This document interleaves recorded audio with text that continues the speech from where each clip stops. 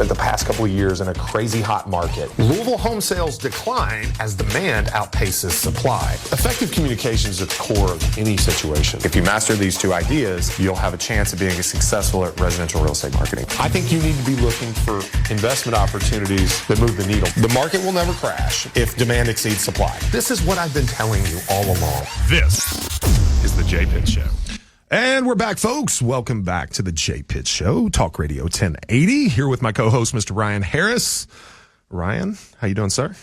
I'm doing great. It's a little colder today than it was the past week, so a little bit. Kind of getting over that. Ready for it to warm up for good, though. Dude, I was thinking the groundhog totally mailed it in this year for just a few days of 70 and sunny.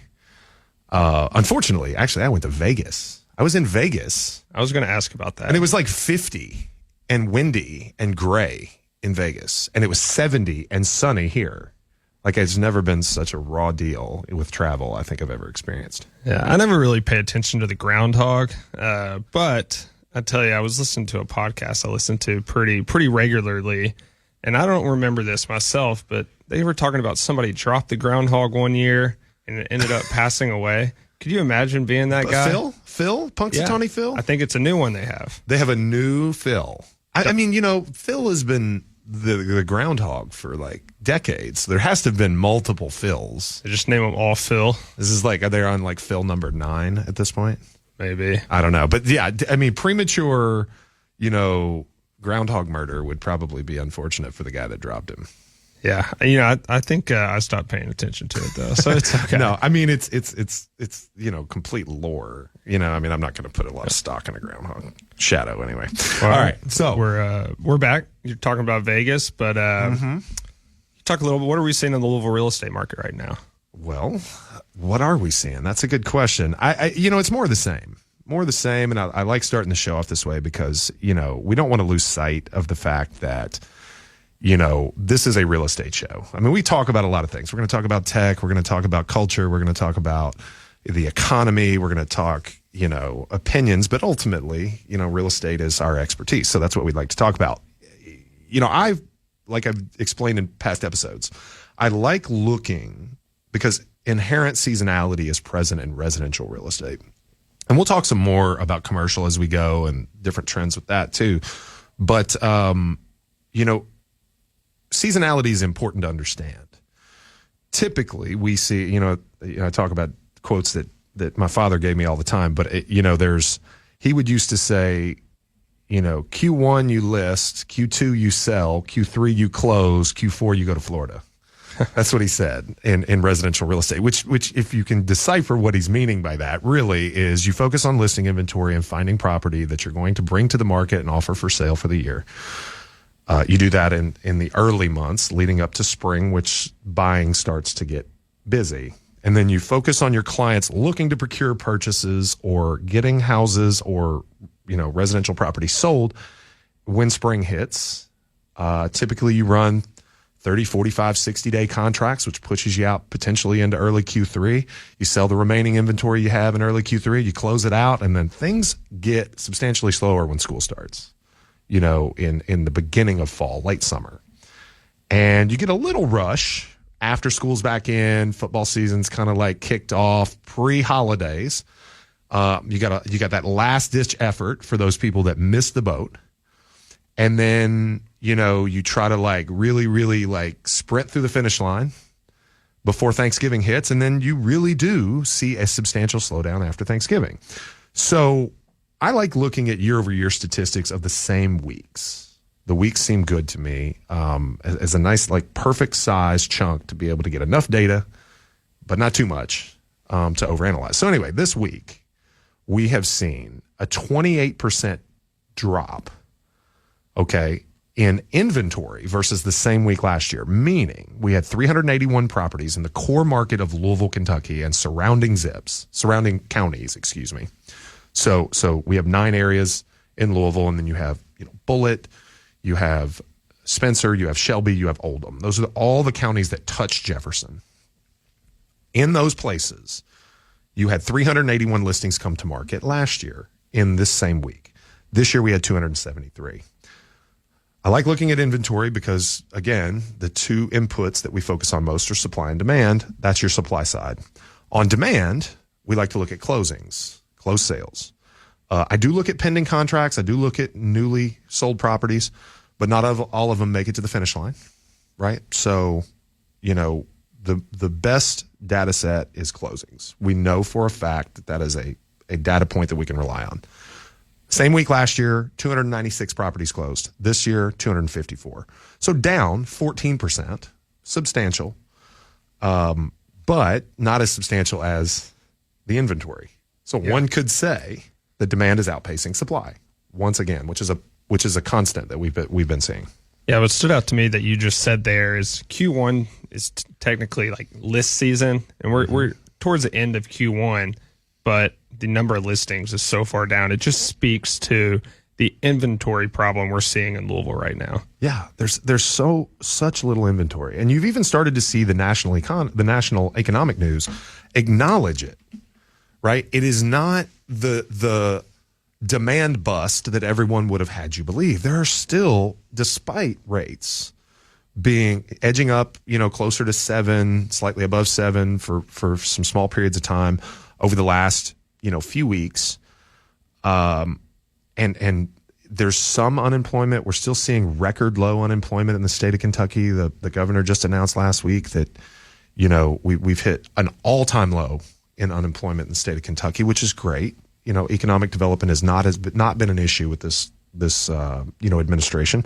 We're about to get into primary season, and 23, oddly enough, is a governor's election in the state of Kentucky. It's usually even years in every other state. Kentucky is different. But, economic development has been great. Economic performance has been great in the state of Kentucky. And I think that shows why we see good demand, but we don't see any supply. And that goes back to the thing that we've talked about in prior episodes. How do you stimulate supply? Well, the things that you would need to do are not in vogue politically.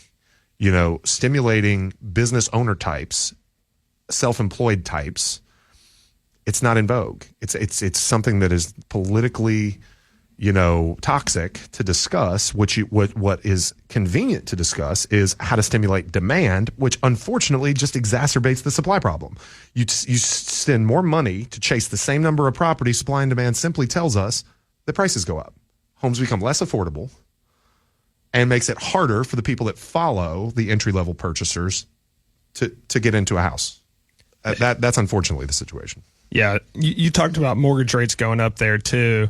And unfortunately, while that does, slow down demand a little bit, it also slows down supply just as much, if not more. We've talked about this in other episodes, and we'll probably continue to talk about it until it doesn't become an issue. But when you have mortgage rates that rise, these sellers are mortgage locked, as you called it in a previous episode, don't want to move from their low mortgage rate or low interest rate and get a new one and move to a new home. They just simply don't want to do that. So whenever you try to move those mortgage rates to slow down demand, it's probably making supply worse and overall worsening the condition. Absolutely. But one thing that I do want to make sure, because I've said before, and what we've opened the show in the past is talking about the local market. I don't just compare to 2022. I compare against 21 and 20 and 19 as well. I've been quoted as saying that 19 is the most normal year that we've seen in real estate in a long time. And once again, no one called 19 a bust. I'd be remiss if I didn't share the fact that we are still, the year of 2023, we are still ahead of 2019 sales production, closed sales, by 262 units sold. We are basically even, down 33 units from 2020. And again, right now is still pre-COVID 2020. If you look at the week of the year that we're in right now, it's pre-COVID. Now, the numbers start to get wonky once COVID started. So we'll have, going forward, when we report back week over week data from as a comparison to 2020, we'll have a hard time doing that. Right now, we still can reliably. We're roughly equal with 2020, and we're ahead right now. Ahead. At higher prices, with substantially higher rates, we have more units sold substantially than we had in 2019. Yeah, and you know what really proves that too is just, production is more right now. I saw you posted on Facebook, I think it was yesterday or 2 days ago. Yeah. You had 18 agents on the team sell 3 or more homes in the month of, was it February? Yeah, it's the month of February. Yeah. So, but the market's crashing. Yeah. And so February, a seasonally, one of the probably lower third seasonally productive months. That's not peak sales, February. Market's not even ramped up yet. We had, roughly 25% of our agents sell 3 homes in a seasonally unproductive month. Okay. Now you take into consideration the fact that the average real estate agent sells less than 10 homes in a year, and these people are pacing 36. It just destroys the narrative. It's things that you just can't ignore. If you're a real estate agent, I'm talking to you, you're out there working hard, doing the right things, you will make a good living. You will make a good living. The people that are not doing the things every day to serve clients, to build businesses, they're the ones that are going to suffer. Yeah. I mean, it's just simple. You learn and adapt. You learn and adapt. That is really all there is to it. It is not the most complicated profession in the world. Consumers, if you're listening to this, your real estate agent does not need to be an actuary, a Mensa member, have a perfect IQ or a 1600 on the SAT. They need to be a consistent worker. That's what they need to be. I think that's about all we got for segment 1, Ryan. We'll talk about every week. We'll talk about the local market. This is something we will not go away from, but we'll get to a couple of our sponsors now. We'll be back right after this on Talk Radio 1080. I am Jay Pitts. I'm Ryan Harris. Real news, real talk. Real estate. Welcome back to the Jay Pitts Show, Talk Radio 1080, real news, real talk. I'm your co-host, Ryan Harris, with Jay Pitts. Yes, Jay, your real estate team was just announced as the number 1 remax team in Kentucky. Talk about that a little bit, and then we'll dive into how many teams in the brokerage made that top list as well. Oh, yeah. Well, not only that, I mean, number 1 remax team, but number 1 team of all brands. So I have to. I was going to get to that. I have to qualify. I have to qualify a little bit. There's been some discussion as to whether some other teams have claimed the top spot, but we bring the receipts around here. No, number 1 honored entirely. I think I grew up around the remax brand. My father was a remax agent. My uncle was a remax broker. I watched them, which that office that I was initially affiliated with is very well represented in the top 25.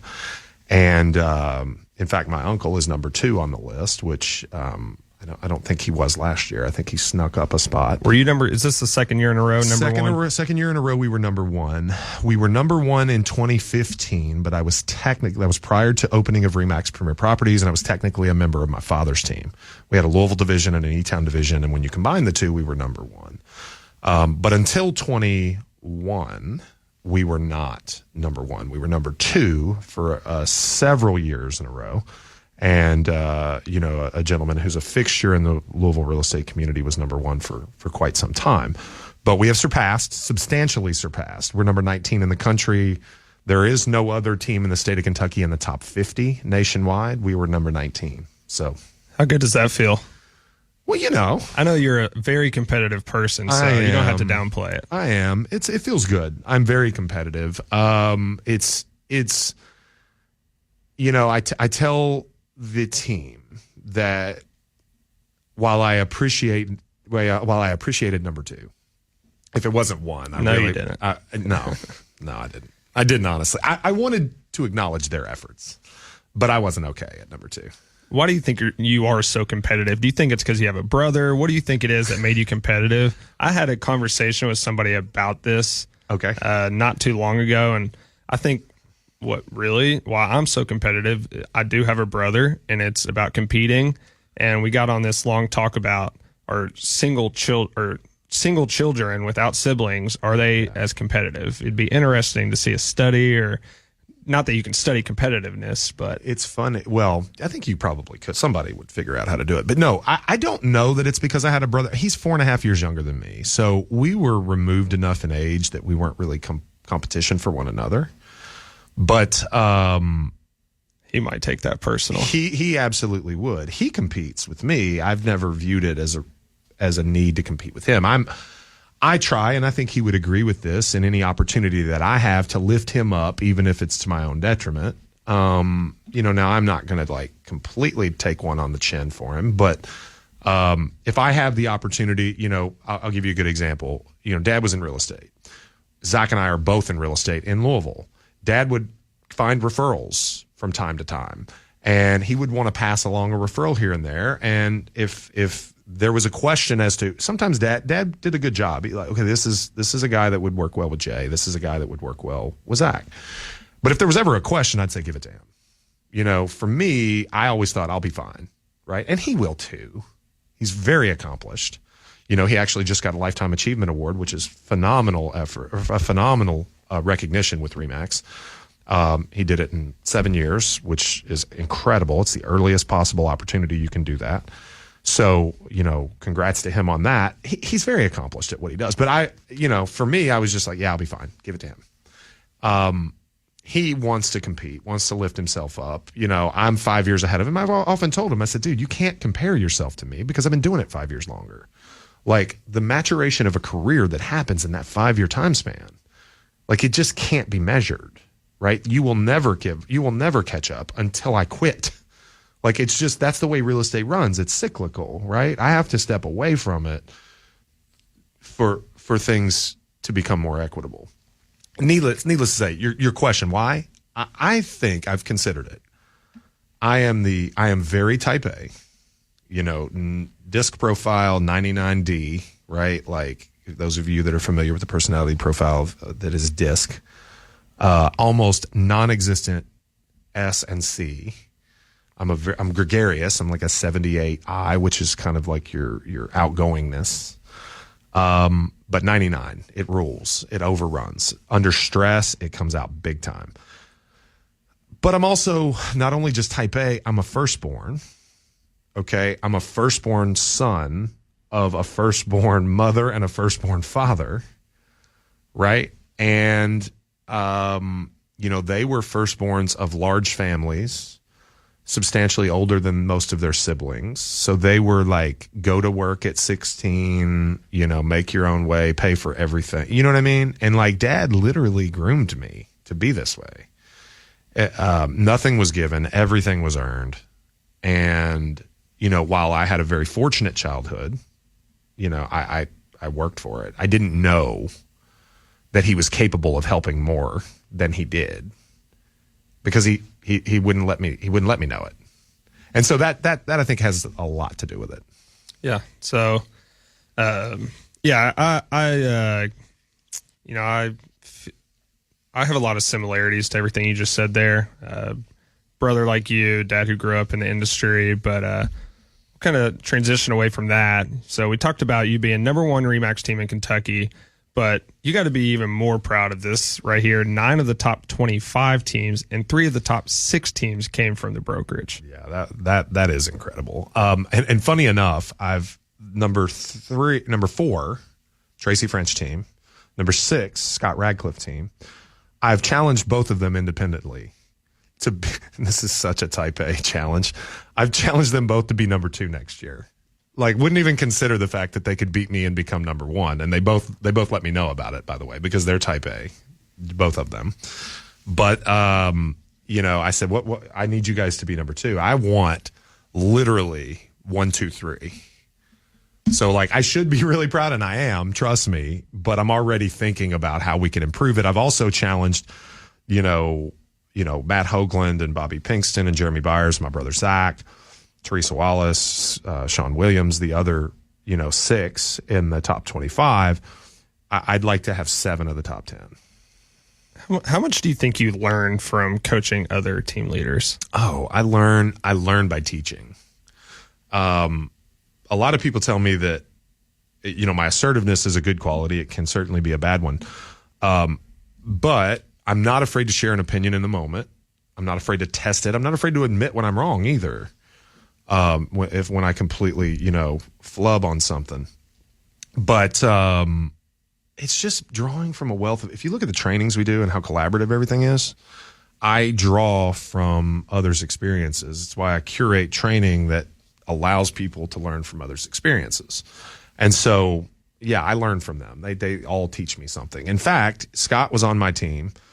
Bobby Pinkston was on my team. Jeremy Byers was on my team. My brother Zach was on my team. So, like, of the 9 of the top 25 in the brokerage, like 5 were on my team at one point. So I got to learn really, really closely beside them. Yeah, that's amazing. I always talk about how I think a real estate brokerage it's a true like melting pot. There's so many different people a part of a real estate brokerage from all walks of life. And you get to hear so many different experience of why people came to real estate, but everybody has the same goal. And I believe that's why like the best brokerages are so supportive and collaborative. Absolutely. It's just everybody has the same goal in mind. Even though you're technically competing with each other, you all want to see each other succeed. No, absolutely. And the clients see it, Ryan. The clients, it follows through to the clients. Like, I couldn't tell you how many times I've heard from our agents that say, hey, I told my client, hey, I don't know the answer to that question, but I have somebody at my office that I can get that answer from. Let me make a phone call real quick. And they make it known to their clients that it's a colleague. It's not necessarily me, the broker. It's a colleague that they're getting these answers from. And, I think what that does is like the rising tide raises all the ships, right? All the boats ride high because the baseline is so high for our office that you got to be educated to fit in with this group. Yeah. It's good for the agents on the team as well. This goes for any brokerage out there. If they see other agents still in the brokerage that were on the team that left, succeeded, they've started their own teams, not just teams, but top teams. Yeah. It's just a great thing for new agents to see. Well, dude, absolutely. I mean, I'll use Bobby Pinkston as an example. Bobby's been in the business probably a total of 5 years, maybe even less, because he spent some time with us unlicensed. And he goes from completely new to the area, right? Completely new, to a team member, right? Like running buyer leads on our marketing and following up on opportunities for our sellers, to having a really successful sales career as a buyer's agent, to becoming an independent agent, and then a team lead of his own. And he's a Remax Hall of Fame member already in 5 years, which is the earliest you can achieve it. He's winning awards. He's a top team in the state. I mean, it's just pretty incredible to see the arc of some of these people. Yeah, and he's definitely one of those people in the brokerage that always wants to help others. Absolutely. Yeah, it's pretty miraculous to see. Yep. But I think we will cut to some sponsors here. We'll be back on the Jay Pitt Show, Talk Radio 1080.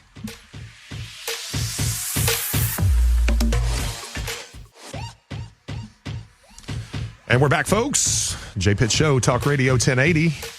I think we're going to get moved on to a story from the field.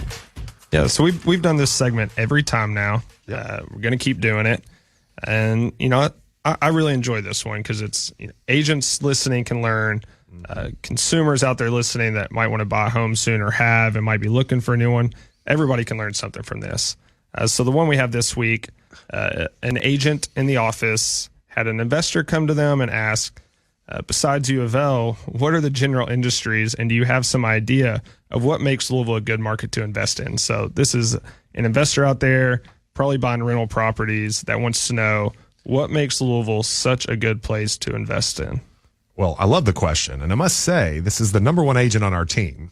I'll have to give a shout out to Emily Hughes there. She's 3 years in a row, number one on the JT Pitts and Associates team. So, but and I think this, Emily would even tell you the majority of her clients are not investors. The majority of her clients are friends, family, connections. Emily has this infectious personality that makes people want to work with her. And so she goes, just like we were talking about in the last segment, when she's posed a question that she's not 100% sure on, she'd like to go to the group and the group experience and crowdsource to get information to share. So it's a great question. So let me say this. Industries we can start with. Okay, you obviously have the large-scale employers, the Humanas, the UPS, the Fords, AT&T has a large presence here. You know, you've obviously got the bourbon industry and Churchill Downs, horse racing, Brown-Forman. I guess that's bourbon industry. But, tons of, medical community. We've got a great hospital system. Essentially what makes a community great for investing is what makes a community great, right? The people who live here love to live here. The people who relocate here, they stick, creating demand for rental property, creating demand for residential real estate. If you want to get down to like brass tacks, I would say the ratio of average rent to average price or median rent to median price is really, really important, because as a rental real estate investor, you're looking at numbers. You're looking at, what do I pay to procure, to provide a unit of rental property? What purchase price do I pay per door, right? If you're talking about apartments, or what do I pay for a single family home? And what can I rent it for? And there is a disparity in certain markets. So it's common amongst commercial real estate people to say that boring cities make great returns, right? I don't think of Louisville as a boring city, but to somebody from Chicago or LA or Atlanta or New York City, Louisville might be boring to them. Yeah, I saw a Twitter argument you got into with some guy about investing in California. Oh, God. I mean, to me, that's a whole nother thing. Like, they've got literally in LA County, they have situations where tenants have been able to avoid paying rent for 3 years, right? And then they can make an anonymous claim on condition, and then the property owner can get cited by the city with no income for 3 years, and then be required to upgrade all the windows, let's say 75, 80 grand worth of windows, and they've got no revenue. Anyway, that's a whole nother thing. Weather tax or no weather tax, you won't catch me owning any California real estate. Yeah, back to Louisville. Boring cities. If someone would call Louisville a boring city, makes for good rental returns. Okay. Because our rental prices, simple supply and demand, lack of available rental property. Our rent prices are high by comparison to our sales prices. Would you say historically Louisville's investment market has been better for the investors that want cash flow versus appreciation? I remember talking about that some, in the way I've understood it historically. A lot of investors do want to come to Louisville for the cash flow, and they want appreciation as well. But if you're focused on cash flow, historically Louisville's better for that, correct? Well, that's what that ratio does. The ratio, when rents are high by comparison to sales prices, you end up with positive cash flow. That's really the lifeblood of any investor, is positive cash flow. When you make positive cash flow, you can reinvest that property, you can retire debt faster. You have so many options that when you have no positive cash flow, I mean, then you're in your pocket. Now, I can make a case for negative cash flow real estate investing, but it's a whole lot better when there's positive cash flow. That's the truth. Because, I used to in the beginning of my career, I was very, very debt averse. I would look for ways to raise cash so that I didn't have to borrow money. And then I was like, we're at generationally low rates here. I have to take advantage of this long-term money and this positive cash flow. So I didn't want to lever up too much, because if the market changes, you can get caught short.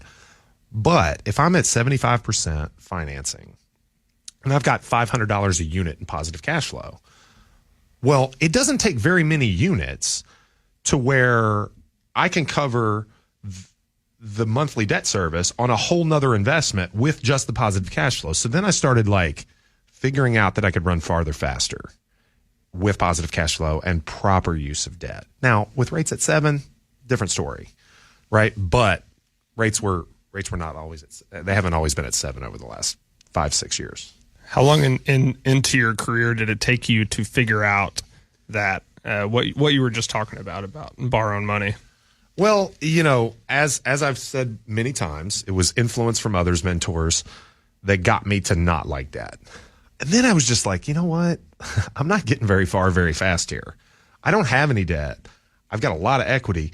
But, to me, anyone who teaches in absolutes is usually not seeing the whole picture. So, for example, I'll talk two pundits. Dave Ramsey says no debt. Okay, Dave Ramsey says no debt. I won't bash Dave Ramsey. I know he's a personality on this very station. I love a lot of what Dave teaches. Okay, I don't love no debt whatsoever. I like good debt. I like tax advantage debt, which is what you get with real estate investing. Okay, I also don't like Robert Kiyosaki that says leverage to the hilt on appreciating assets, right? So that you can buy as many as possible. And cash flow investing is the only type of real estate investing. He says equity is worth nothing. I don't believe that either. The truth lies somewhere in the middle.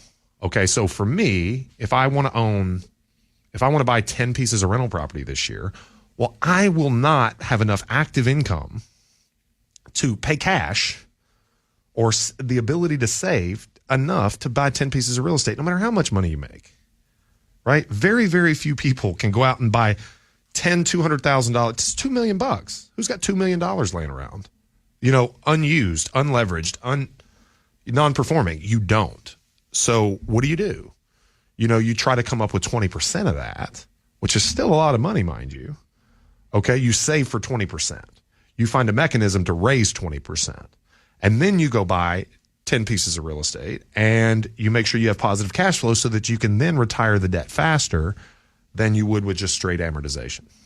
Yeah, no, that's all great info there. We got a little off topic, I think, which we'll probably tend to do a lot on this show. But any closing words on how you would answer the question from an investor, why is Louisville great? Louisville's great because it's a great community. It has a lot of pride. Okay, there's a lot of beautiful real estate. And our ratio between rents. So, for example, you look at our rents by comparison to other cities with similar average sales prices. Our rents are higher. Okay, that's a supply and demand issue. Okay, now it's leveling. Okay, it has been because the secret's out. Okay, but if you look at, our rental rates are more on par with Nashville, while our sales prices are more on par with Indianapolis, if that makes sense. Okay, Nashville's one of the hottest markets in the country. So you can get great rents for low prices. That is going to attract your money. Yeah, I keep coming back to what you said. Just people who live in Louisville love it. And I think that's so true. I don't really ever hear anybody talk about that they don't like to live in Louisville. I know I love it. I know all my friends love it. I don't really hear many people wanting to leave. And if they do, they end up leaving probably. But there's a lot of these other cities, bigger cities, that you hear all the time. People hate it. They want to get out.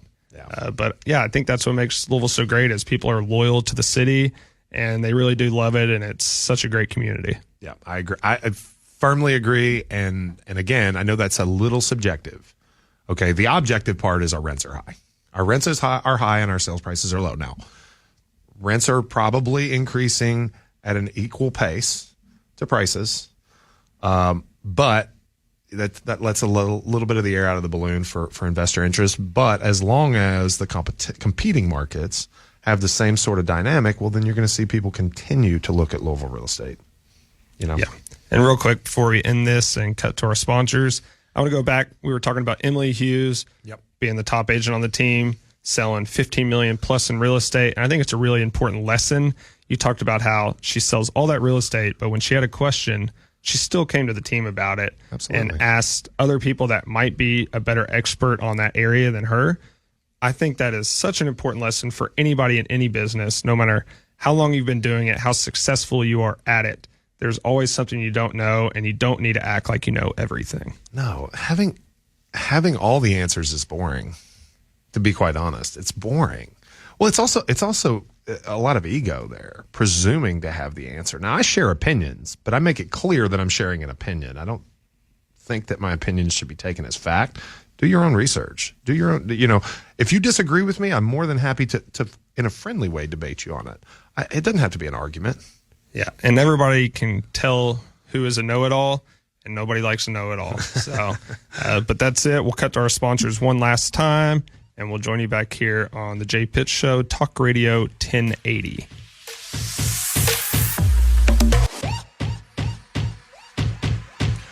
Welcome back to 1080 Talk Radio, real news, real talk, real estate. Jay Pitts Show. We have talked all about the Louisville market, the Louisville community.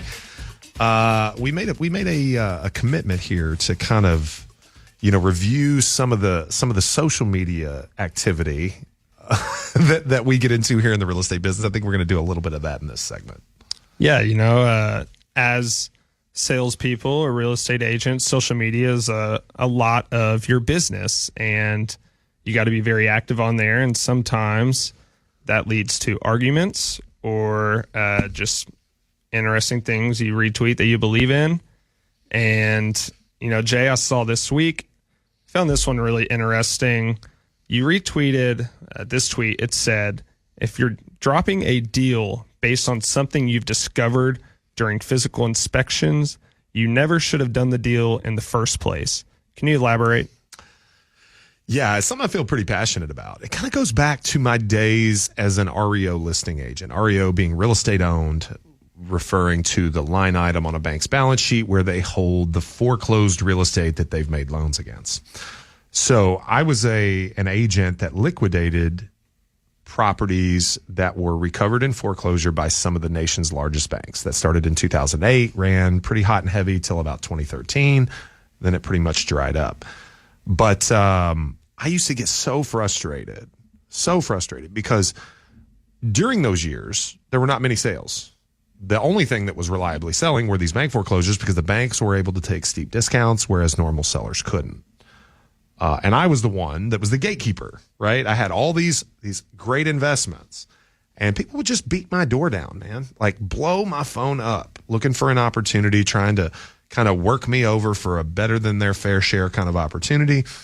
And, I tried my best to treat everybody fairly, give everybody equal opportunities and process things. It's honestly what I can probably attribute a lot of my acumen in negotiating to, is having to just deal with those tense situations over and over. Because if you've ever met somebody that really wants to buy something and is willing to do just about whatever is required to make that happen, like, you've got to handle that situation in a very, very delicate way.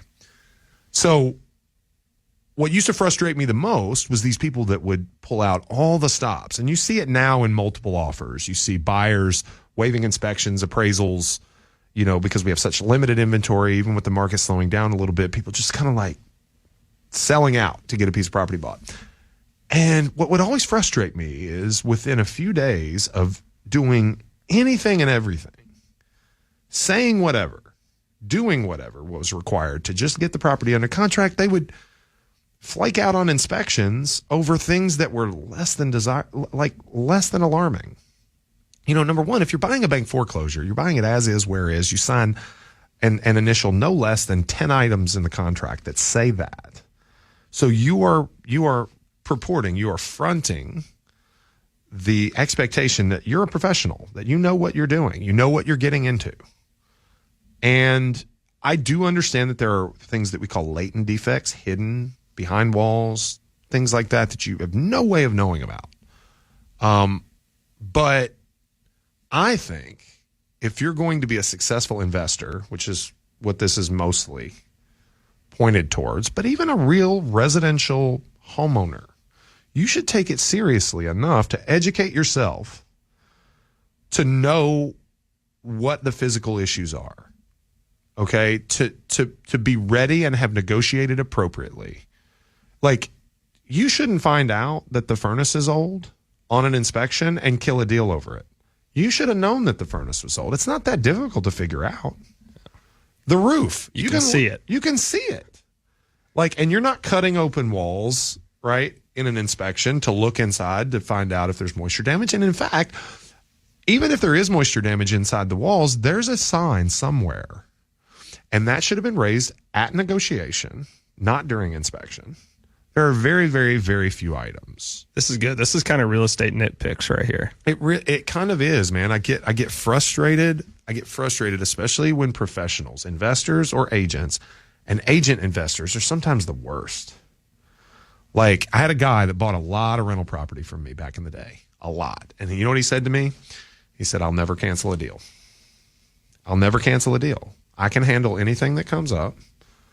Okay, it made a big impact on me. So now I don't do inspections when I buy. Am I a home inspector? No. Am I a builder? I've built homes. I've subcontracted them. I'm a cell phone builder, right? I tell people, what to do, where to do, when to do, and I pick the tile, right? But I'm not swinging the hammer. I'm not installing the furnace. But I know what I'm getting myself into when I buy real estate. I'm confident enough in my ability to ascertain value and identify problems that when I tell you I'm going to buy something, I buy it. Period. I like that cell phone builder. Yeah. Where'd you get that from? I don't know, man. Like back in the day when pre-Great Recession, they used to say anybody with a pickup truck and a cell phone was a builder these days. That's how easy financing was to get spec houses built. But that was pre 2008 crash. Cell phone builder.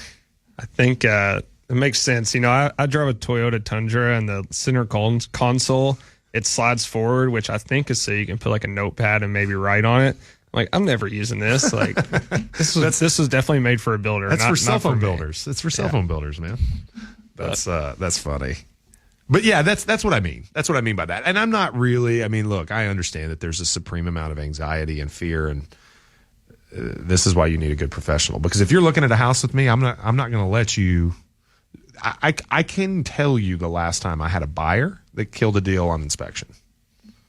I couldn't tell you. I can't remember one. Yeah, it's problem solving. You always find the solution if there is one, and there usually is. And if there was a problem that did not have a solution, you shouldn't be in the contract. Yeah, and so this question was geared more towards investors, but we did talk about it towards regular consumers. And I think the reason it happened a lot for consumers over the last couple of years is because buyers were offering 30, 40, 50, 60, 70,000 over asking and felt they should get something on inspection. But in reality, the seller just knows, no, I'll just put it back on the market. Put it back on the market. It's misplaced leverage is what it is. Oh, well, so that's the retweet. I always like following your social media stuff. There's always good things on there. It's a lot of what we have for today. You want to talk about the Louisville basketball team at all? Season's finally over. Yeah. That was a deep sigh right there. That is a deep sigh, man. 15th in the Atlantic Division? There were a lot of lasts this year. ACC. A lot of lasts. 2-18 in the conference. 4-28 overall. Winless on the road. 0-11. End the year with a five-loss losing streak. I'll tell you what, I didn't watch as much college basketball this year because of that. And I was pretty down about the season and afterwards, but I'm choosing to change my attitude about it a little more. Saw Donovan Mitchell, Peyton Siva, Louisville greats will always be remembered as Louisville basketball players. Donovan Mitchell doing great in the NBA, and they're there defending the team. And I had to kind of step back, and they played for Louisville. They know how it works more than I ever will, what's going on. So I'm going to step back, try to be supportive. It was a terrible season. They definitely have to improve a lot, but Peyton Siva and Donovan Mitchell, who played there and are probably still in the middle of the program, can try to get the fans to back them up. I'm going to listen to Louisville people I love. I mean, I get that, and I agree. I want to be there. I really do. I'm just so dejected. So dejected. I think I could have, I saw this really fun rant by J.J. Redick the other day. He was talking about Nikola Jokic. He's talking about how he gets no love, right? Because he doesn't pass the eye test. Like his numbers are gaudy. He's never played with an all-star. I mean, he's like MVP caliber player, but he never gets to play because it just doesn't pass the eye test. He's not smooth, right? He's efficient. I can appreciate that, right? I'm a big defender of Jordan over LeBron, right? I'm a big MJ guy. And so I think about like basketball, and I do want to respect the fact that it doesn't have to always be about the eye test. But the team doesn't pass the eye test. We have 5 top 100 recruits. You can't tell me we're not talented. Like, what I don't see is I don't see heart. And I will give you losses. I'll give it to you. But I got to see heart, right? I mean, they showed it in a couple of wins. But then why do you regress after? How do you lose 5 straight? How do you lose 5 straight in some winnable games, down the stretch? Why don't you throw me one more? Like, I felt pretty decent after that decent home win we had. I think you actually went. I didn't go, but it was after they honored the 2013 team. That's it. It was electric in there, what I hear. But I don't know. I give it one more season, man. One more season. I'm skeptical, but I won't write them off just yet. Yeah, like I said, definitely tough. See why fans are upset, but I'm going to choose the road I don't normally choose, and I'm going to listen to the Louisville greats on this one. Well, I love me some Peyton Siva, and the Don is the Don, and he's an NBA All-Star, so he certainly knows more than me. I just want to say I want it to be the escape for me that it was for most of my adult life. And I just feel like we're pretty far away from that. Well, I feel like what I really want to see is a great Louisville basketball team, a huge game. Louisville's #1, and Jack Harlow's there, gets announced, pumps up the crowd. Yeah, that's going to be a dream when it happens. Oh, absolutely. Absolutely. All right, folks, I think that's just about all we have for you this week. We certainly appreciate you tuning in. Don't forget you can follow us on all the socials at JPitts Realtor. Don't forget at getsimba.com, GETSYMBA. I kind of mix your Instagram and your website there. Getsimba.com or at getsimba. We certainly appreciate you tuning in each week here on Talk Radio 1080. For Ryan Harris, I am Jay Pitts with the Jay Pitts Show. We'll catch you next week.